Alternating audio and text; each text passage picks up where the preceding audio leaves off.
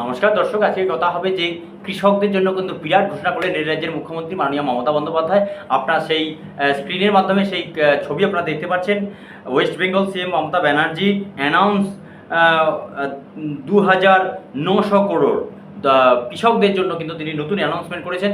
তাই কি বৃত্তান্ত কী করে আপনারা কোথায় আবেদন করবেন এবং কোথায় যোগাযোগ করবেন সেই নিয়ে কিন্তু ভিডিওতে চর্চা হবে। তার আগে আমি একটা জিনিস আপনাদের জানিয়ে দিচ্ছি, এ রাজ্যের মুখ্যমন্ত্রী মাননীয় মমতা বন্দ্যোপাধ্যায় কিন্তু লোকসভা নির্বাচনের প্রাককালে কিন্তু কৃষকদের বেশ কিছু প্রতিশ্রুতি দিয়েছিলেন। সেই মোতাবেক কিন্তু আগে কিন্তু খতিয়ান যাদের ছিল, কম্পিউটার খতিয়ান, একমাত্র তারাই কিন্তু পয়সাটা পেত।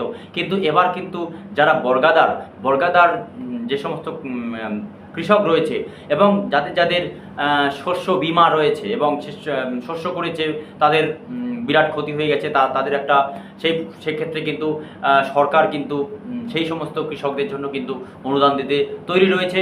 এবং তার সাথে সাথে কিন্তু নতুন যদি প্রাকৃতিক দুর্যোগ হয়, ঝড় হয়, ফসলের বিরাট একটা ক্ষতি হয়, সেই ক্ষেত্রে কিন্তু সেই বিমা হিসেবে কিন্তু প্রতিটি কৃষকের কাছ থেকে কিন্তু রাজ্যের মুখ্যমন্ত্রী মমতা বন্দ্যোপাধ্যায় যে ঘোষণা করেছে প্রায় 2900 কোটি টাকা, এক কথায় বলা চলে 2,900 কোটি টাকা, সেই ক্ষেত্রে কিন্তু তারা কোথায় যোগাযোগ করবে, কী করতে হবে সেই বিষয়ে কিন্তু ভিডিওতে চর্চা হবে। এই জন্য আমি আপনাদের জানাচ্ছি, যদি এই সমস্ত ভিডিও ভালো লাগে চ্যানেলটিকে লাইক, শেয়ার, কমেন্ট এবং সাবস্ক্রাইব করতে ভুলবেন না।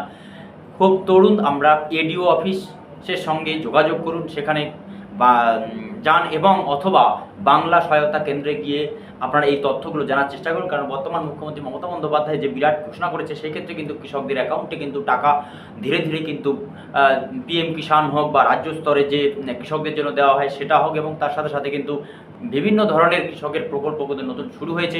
সেক্ষেত্রে দেরি না করে আপনারা এডিও অফিসে যান এবং বিএলআরও দপ্তরে গিয়ে যোগাযোগ করুন এবং তাড়াতাড়ি দেরি না করে এই কাজগুলো করে ফেলুন। ধন্যবাদ, আজ এই পর্যন্তই।